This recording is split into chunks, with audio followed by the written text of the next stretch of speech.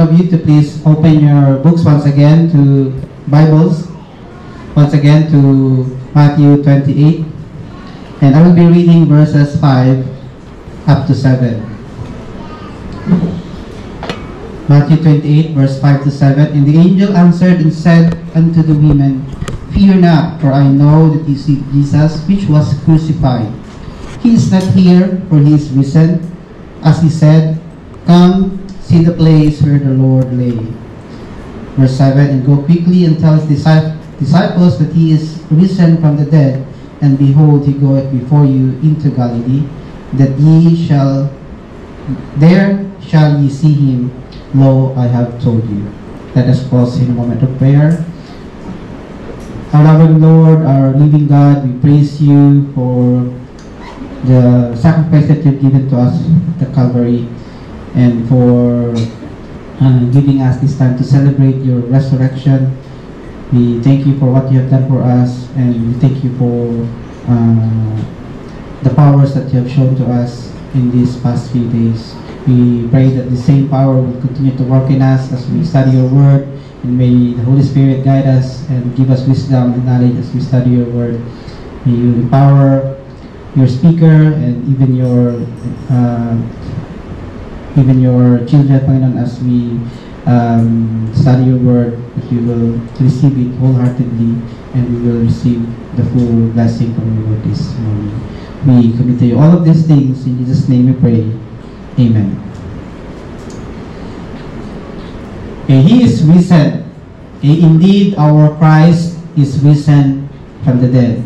So in the past few days, maybe some of us were in deep study of God's word. Maybe some of us even cried as we contemplate what happened on the cross, Calvary. Maybe some of us watched movies or read stories about Christ's trial and death and crucifixion, death and burial. So maybe some of us were sad. Some of us were grieving for what Jesus Christ has to overcome during those days. But today we are to be rejoicing. Okay, because indeed we have a Savior which is alive. Okay, so we do not have a Savior, we do not have a God who is dead. Sabi nga ni Pastor kanina in his prayers, we do not serve a dead God, but a living God. This is one of the most important part of our Christian faith. We have a living God. So many think that the most important part of the story of Mahal na Araw, of the Holy Week, is the crucifixion. Diba? Kadalasan maraming movies and mas maraming kwento about the crucifixion, about the trial, his suffering. But think about it. If Jesus Christ did not came back from the dead, is it worth it, or is it important, or is it significant yung kanyang mga ginawa during the past days, yung kanyang pagdaanan, diba? If he did not resurrect, he will be just like the other founders of other religion. So he will be no different from Muhammad, okay, from Buddha, or a number of other religious founders. Jesus is not the founder of a religion, but he is God. Okay, and the God who is living. So now in a world that is full of burden, challenges, and uncertainties, so let the message of resurrection be of unwavering hope for us and of joy. So let us study about the significance of the resurrection of Christ in our life. So we will study the three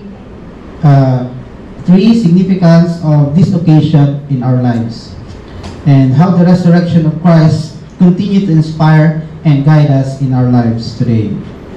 So the first of which the story of resurrection is a story of power. So, when we look at the verse of Matthew 28, verse 1, we can see here that at the beginning of the day, or at dawn, so two women, Mary Magdalene and the other Mary, so they came to the tomb. And when they get there, so mayroong earthquake, nagkaroon ng earthquake. So alam na natin kung ano yung feeling ng earthquake. So lahat tayo nakaranas ng earthquake. Ewan sa Nanay Emma kung nakaranas na. Because I know every one of us are here in Thailand when the earthquake happened. So it may be the same or it may be even bigger or more dramatic yung earthquake doon during that time. So the word used there is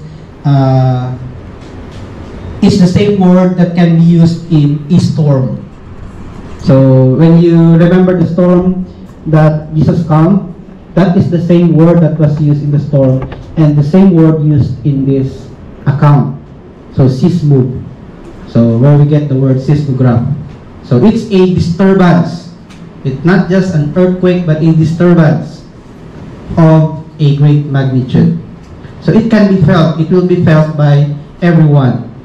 It will not be something so small that you will not hindi mo siya maramdaman or hindi mo siya mapansin. But it will be felt by all.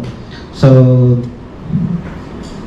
when the earthquake came, so nakita na nilang dalawang babae that there is an angel of the Lord that descended from heaven and rolled the stone covering the tomb. Okay, so kaya nakita natin sa mga pictures, mayroong tomb, may bukas na pintuan at yung kanyang takip. The covering is a circular stone. Diba? Kasi hindi mo naman ma-roll yung square na bato. Diba? So, and that stone is a big stone. Hindi siya kayang itulak ni CJ. Kahit tatlong CJ pa siguro hindi kayang itulak yon because it's supposed to secure the tomb from what? From robbers, from wild animals, and from other elements, natural elements. So it has to be secure. It has to be big. It has to be mahirap siyang tanggalin. But it was easily rolled away by the angel because, of course, we know he's an angel. Okay, and so yun. The appearance of the angel is like a lightning and kanyang damit is white as snow. So, hindi ko alam kung sino nakita sa atin ng snow dito. Diba? So, but siguro sa ref natin, tignan na lang natin yung mga frostings doon. Siguro ganun ka-white yung snow. Diba? So, may mga iba dito nakaranas na ng snow, pero ako hindi pa. So, but the whiteness of his garment is snow. It means it's pure and blemished. That's why, that's what the appearance of the angel is. Okay, so, and the angel answered, and the angel answered and said unto the women, "Fear not, for I know that ye seek Jesus, which was crucified." So we will stop there for now. So, nung nakita yun ng dalawang babae, of course, they were afraid. Kaya ba naman, madaling araw, diba? It is breaking of the dawn. So, medyo dark. In other accounts, it's still dark. Makikita niyo yung someone in white, diba? So, there, sitting on the tomb, on the stone, stone covering of the tomb, diba? So, siyempre, natakot kayo, diba? Kahit ako siguro, natakot ako. So, but the angel said, "Fear not, for I know what ye seek." So, alam ng angel that these women, they came to check on the tomb and to check on Jesus' body. Okay, now, the fear not here is a word of encouragement or a word of comfort that everything is okay. Everything is alright. Everything is good. So, kita natin that even though bukas yung tomb, even though nandun yung angel, even though Jesus died, the angel said, fear not, because everything is in God's hand, or everything is perfect in according to God's plan. Okay, so now, the first one is story of power. Ano yung makita natin ditong power na nakikita natin?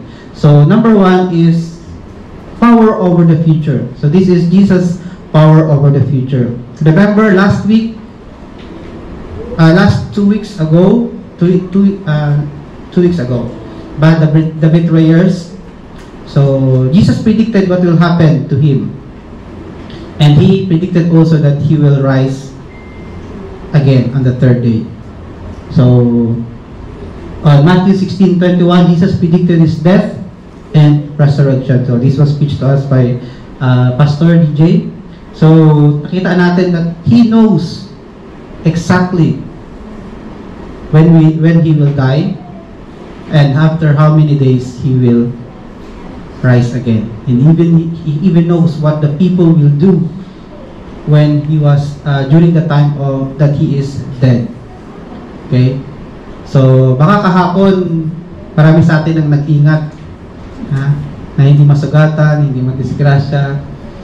Kasi sabi ng mga matatanda noon, huwag ka daw magkakadisgrasya o magkakasugat sa Sabado, Sabado de Gloria. Okay, Black Saturday. Because Jesus is dead. Diba? Your wounds will not heal. Buti si Ate Mel, kanina lang, no? Buhay na si Jesus. So, Ate Mel, huwag ka mag-alala. Gagaling pa yan. Okay? So, yun. But, we know that during this time, Jesus is alive. Even yesterday. So, we just commemorate his death. He is not really dead yesterday. But he is dead. He is alive since the resurrection until now and into eternity. So, makita natin, Jesus' power over the future. Second is his power over nature. So, in Matthew 28 verse 2, sabi nga natin nga, there was an earthquake. This is a response to the resurrection of Jesus. So, we don't know what happened inside the tomb. So, actually, some commentators, they said na wala naman talagang account ng resurrection. Diba? Totoo nga naman. Wala ka naman talagang, there is no writing about what happened when Jesus resurrected. What we have are post-resurrection account. Diba? Even this Matthew verses here, tapos na. Jesus is not in the tomb already. He was already outside. Diba? So, even in other Gospels, tayo makikita what happened inside the tomb. Only we have this account na may earthquake. So we do not know what God did inside the tomb to raise Jesus from the dead. Right? So, but we know that there is the response of this earthquake. So,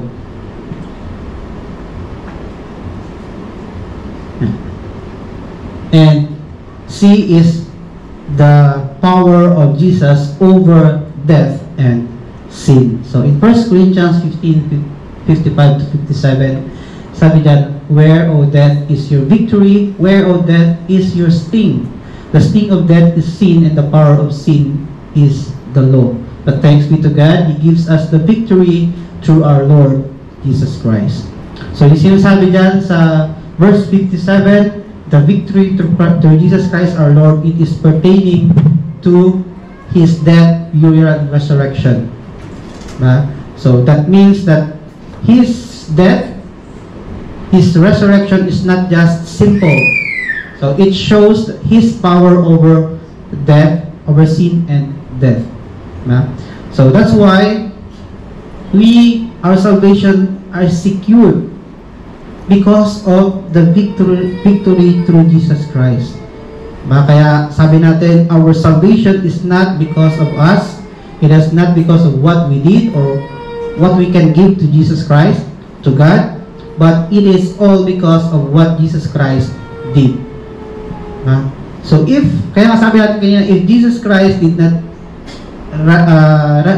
rose again, diba? Hindi yung faith natin is baliwala.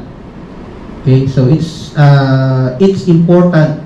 The resurrection of Jesus Christ is important in our faith because it shows His power over death and over sin. That's why He will be able to give us eternal life, and He will be able to keep the power of sin away from us. That's why our sin will no longer have a hold on us, but it is the power of God that has a hold on us. So the principle is Jesus conquered the grave, demonstrating that nothing is impossible with God. So, application, do not be afraid nor grieve too much for death. So, I know some of us are afraid of dying. We have some fear of dying. So, siguro for the parents, they are afraid because they have children. But for the young ones, they are afraid because they haven't lived their lives yet. And I don't know for other people, why are they afraid of dying? But we should not be afraid of dying because we know there is life after death. It was shown by Jesus Christ. He was able to live again after dying. Although we will not resurrect. When we die, we will not resurrect again on the third day. But our spirit will live on. And if we are the child of God, we will live with God forever. Our spirit will be with Him. Okay? So, and sabi dyan, nor grieve too much for death. So, alam natin how it is to lose someone. Lose someone close to us. Some of us have lost their parents, maybe their siblings, maybe a good friend, maybe a family member, but all of us have lost someone. So, of course, we will grieve for them, we will be sad, we will feel the loss, but we will not grieve too much because we know there is hope. Okay, because we know that there is life after death. And the second application of this is face our challenges and fears with the knowledge of God's power. Okay? It means that the same power that resurrected Jesus Christ from the dead, from death, is the same power that is working on us this day.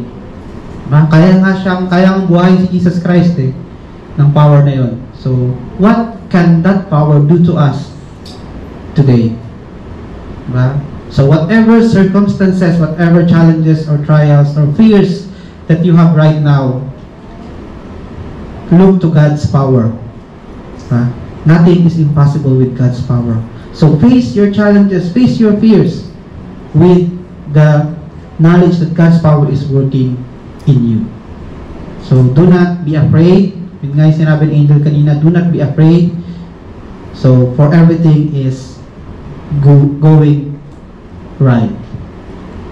Okay, the next significance of this resurrection story is it is a story of promised hope. Okay. So number 1 here is promise to meet Him again. So on verse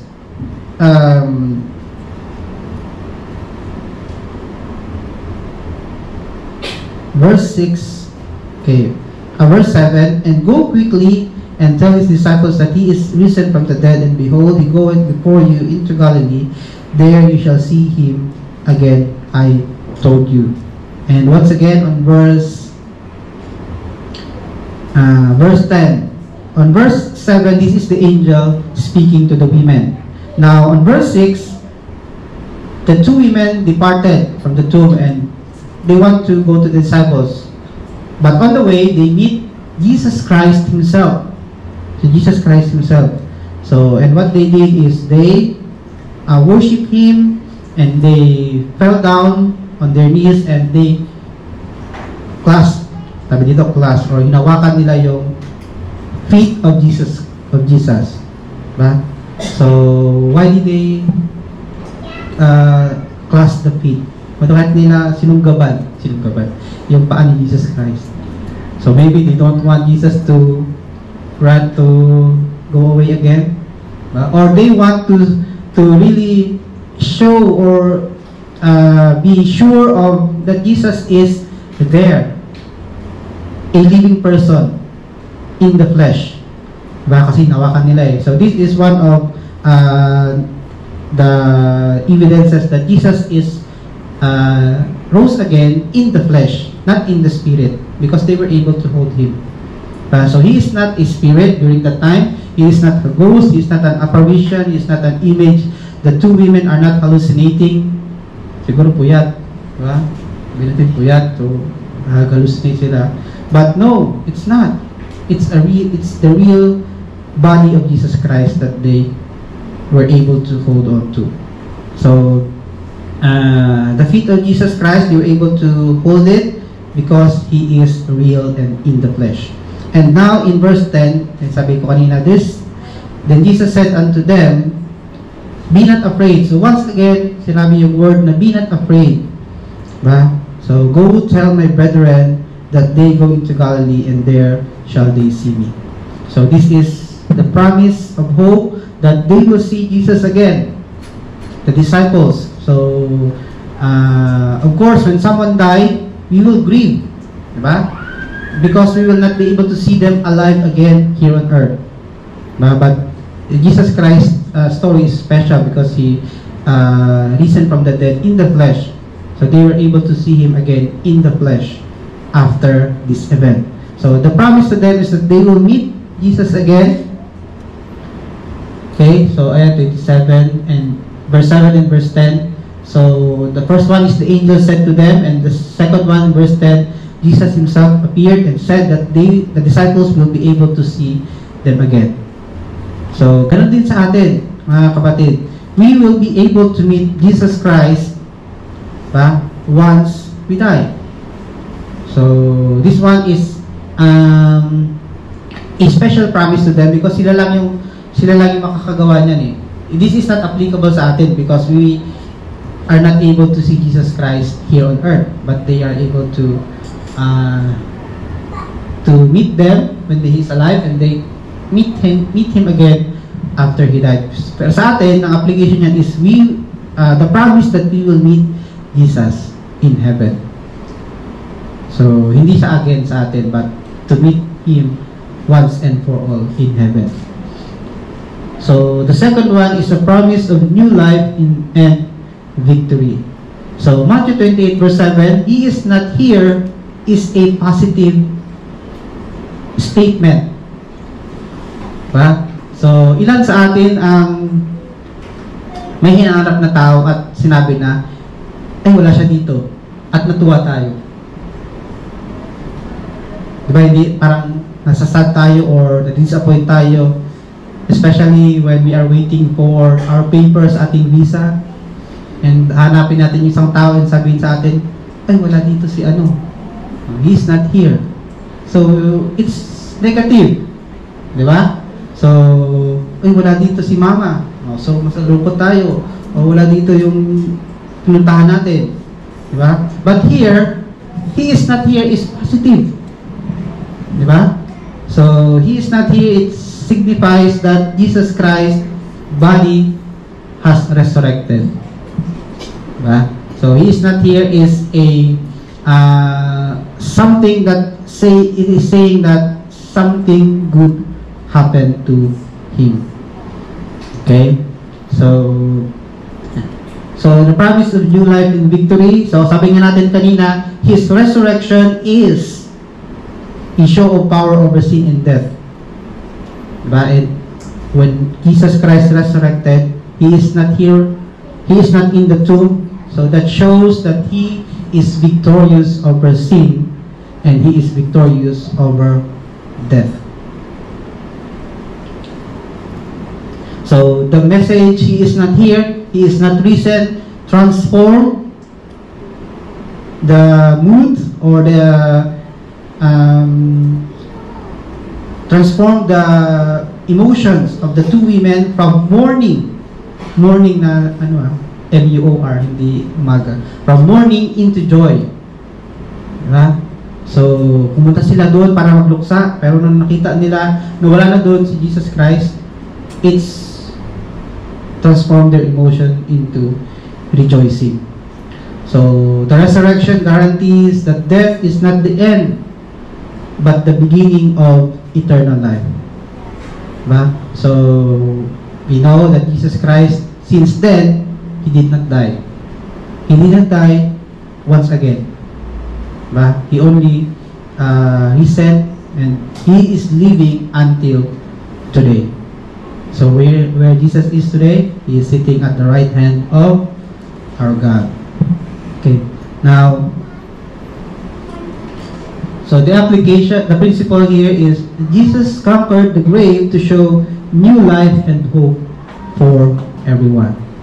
So mayroon tayong hope, ba? Mayroon tayong pwede tayo magkaroon ng bagong buhay because Jesus Christ showed it to us. And our hope is securely anchored on Jesus' resurrection. Right? So that's why our hope is very stable, is very secure. Because it rested on Jesus Christ. It does not rest on us. It is not resting on the government. It's not resting on nature. It's not resting on someone or something else, but it is resting on Jesus Himself, who has the power over death and sin. So for our application, do not be afraid amidst the uncertainties and failures around us, for we have a living hope. We have a living hope because Jesus lives, because Jesus is alive. Because He is not dead. That's why we can have the confidence. We can have the confidence to lay our security, our hope in Jesus Christ. Diba? In Christ alone, our hope is found. Diba? So that's what we sang a while ago. Now, this is why we can rest our hope in Christ alone.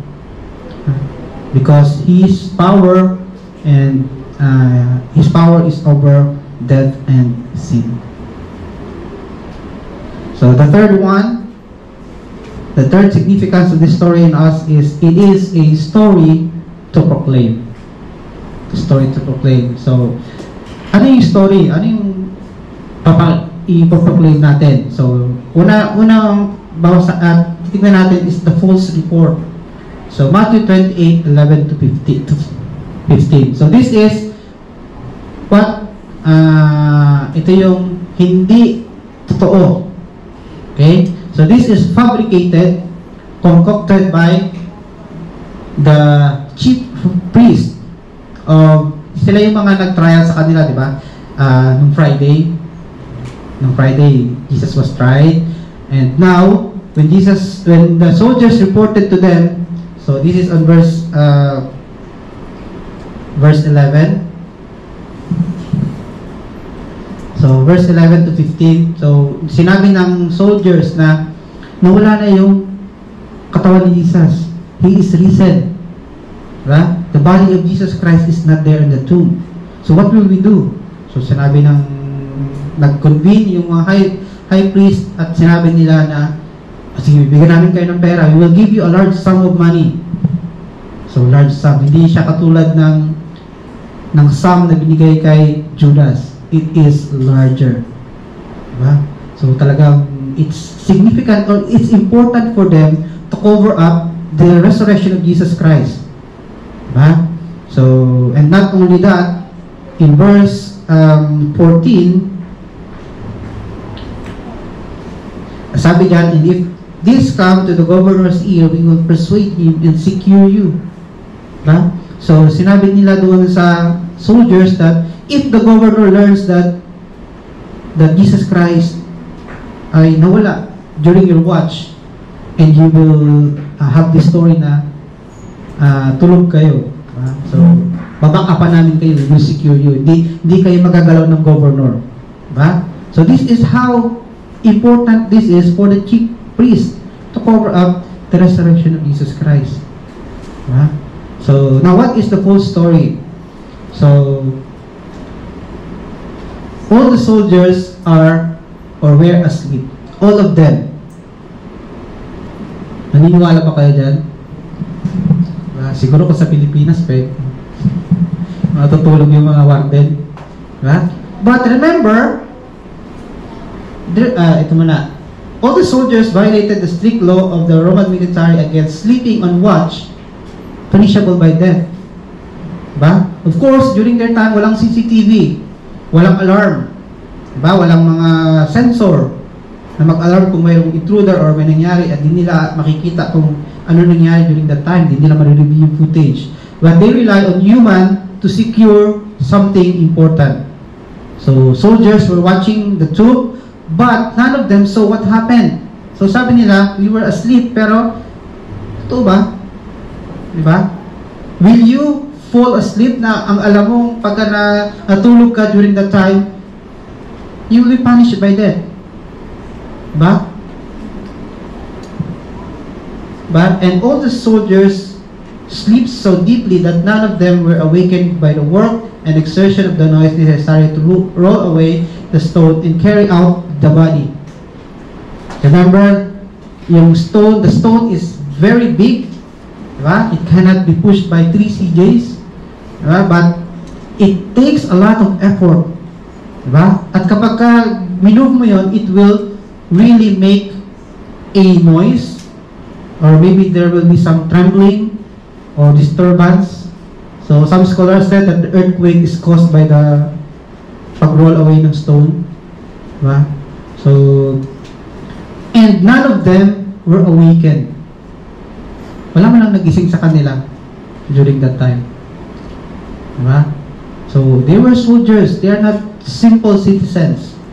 They are soldiers supposed to be alert, supposed to be keeping watch over an important thing. So, totoo ba? But all the soldiers were so soundly asleep, yet they know who did this. So, alam nila, kung titignan natin, sabihin nila, ay, kinuha ng mga disipulo niya. Bakit nyo alam? Di ba tulog nga kayo? So, parang doon sa statement pa lang nila, they are contradicting themselves. So, yan yung mga false report na ginawa ng mga sundalo. So, this is the story that is not supposed to be proclaimed. But sa verse 15, so they took the money and they did as they were taught, and this saying is commonly reported among Jews until this day. So, after ng maraming taon na, after many years of Jesus' resurrection and the church established already, the Jews are still believing on this. That the disciples stole the body of Jesus Christ under the watch of soldiers. Who are the disciples? Fishermen, government official, so doctor, so against a professional soldier. So remember, during this time, Roman army is professional soldier, hindi sila yung mga soldier na lang doing war, but they are professional. They are that's their life. They are soldier, gaya ng mga soldier natin ngayon. That's their life. But nanakawan sila ng mga citizen lang, so will you believe that? Okay, so that is false. So what is the truth? So the truth is this: Jesus died. So Luke 24:46, John 19:30. So these are accounts that Jesus really died. So, He breathed His last. So, alam natin that when you breathe your last, you die. Diba? So, isipin na lang natin, He breathed His last and He did not breathe for how many hours?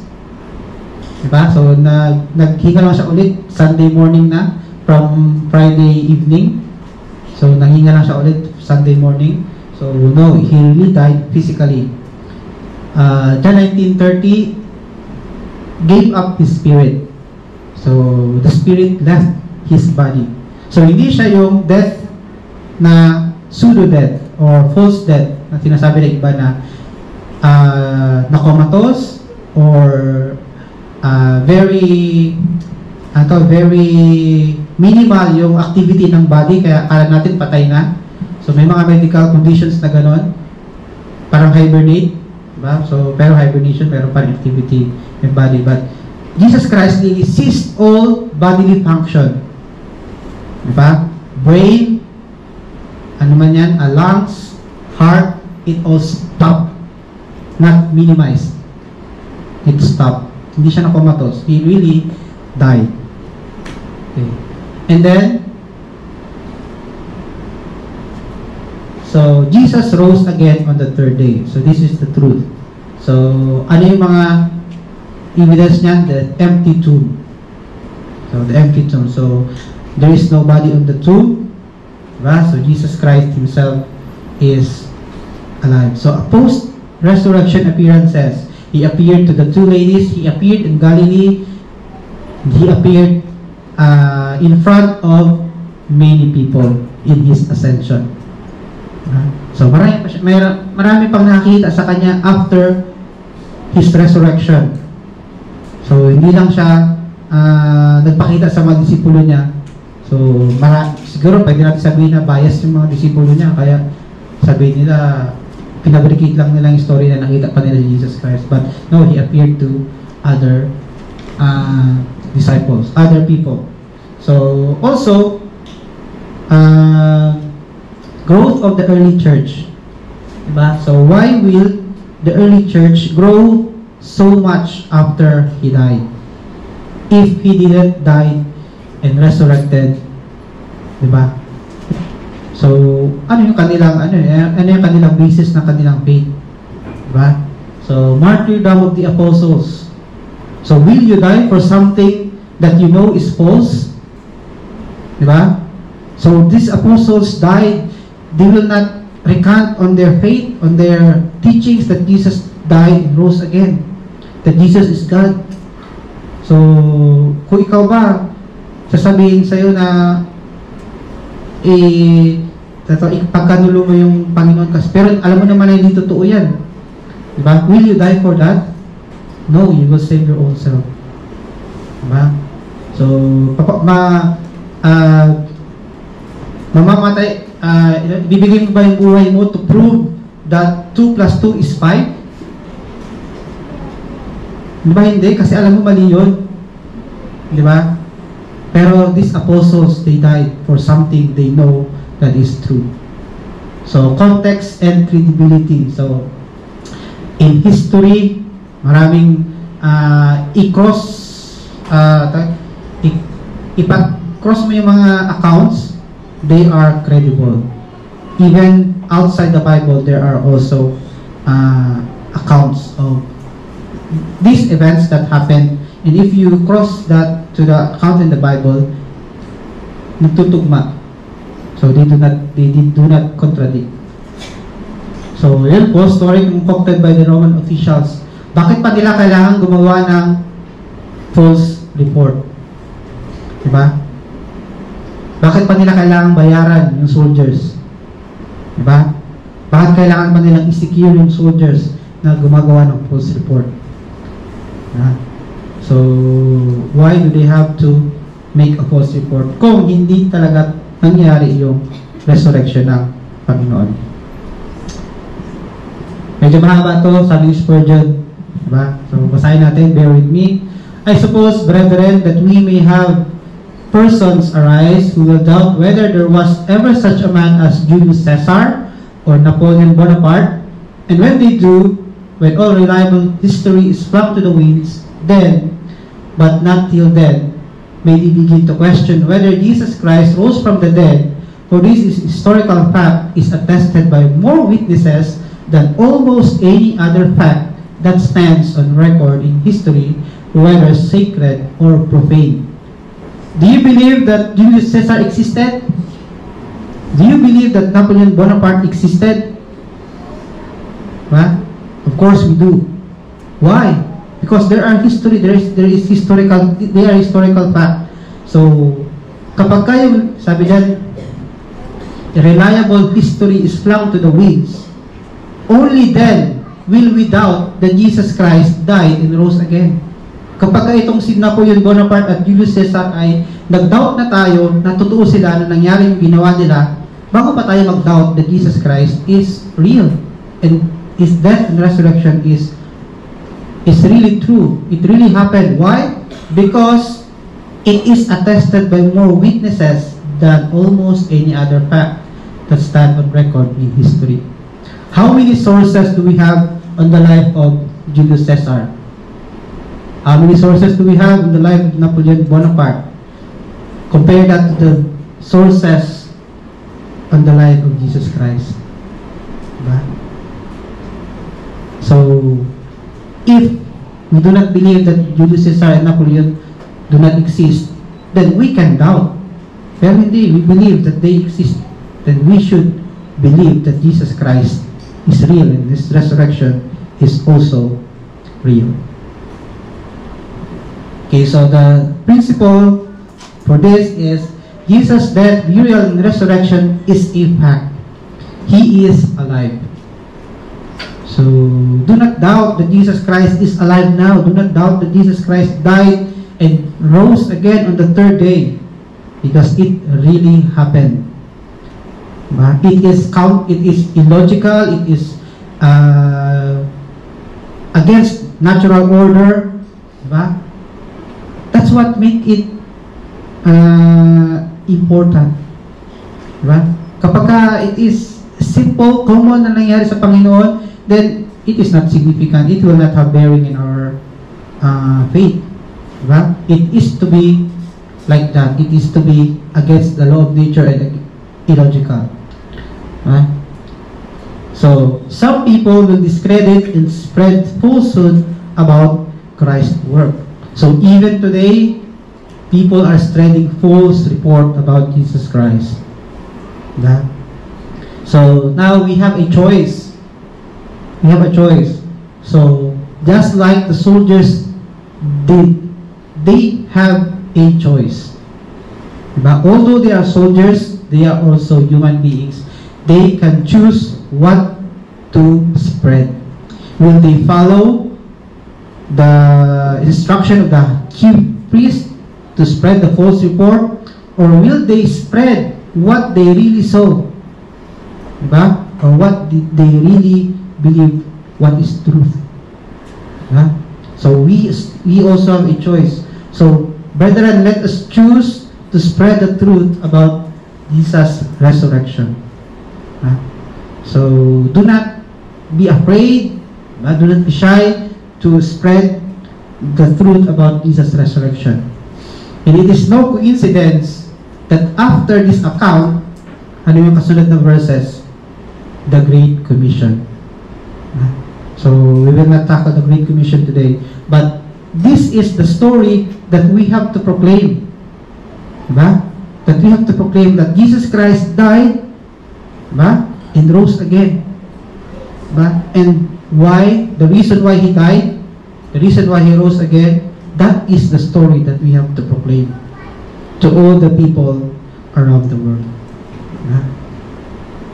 So for our conclusion, so let us contemplate on the power displayed by Jesus at His resurrection, along with the promise that was given to us. So the power He showed and the promise that was given to us. Now let us boldly proclaim His truth, His true story to all the nation. So rejoice and be hopeful. Do not despair. So kapag ka Biyernes Santo, huwag rin Biyernes Santo yung mukha natin. Diba? Although we commemorate, diba, the suffering of Jesus Christ, diba? But that suffering, we know that suffering is for His glory. Diba? That suffering is according to His plan. That suffering will ultimately bring victory over death and sin. Let us pray. Loving Lord, we praise you this morning that we can celebrate your resurrection. We thank you, Lord, for the power that you have shown, that the death will not hold you down, and that you can that you have the power over life, over death, over sin. And we thank you for the promise that we will have a victory, we will have new life, and we will get to meet you in the future. Lord, we pray that as we continue our lives here on earth, we may be able to boldly proclaim your true story to all the people, and may we not doubt what you have done, but instead be securely that we will we will hold securely our faith because of what you did, because of the truth of your death and your resurrection. Lord, we continue to thank you for what you have done, and may we continue to remember all of these things all the days of our lives. We commit to you all these things. In Jesus' name we pray. Amen.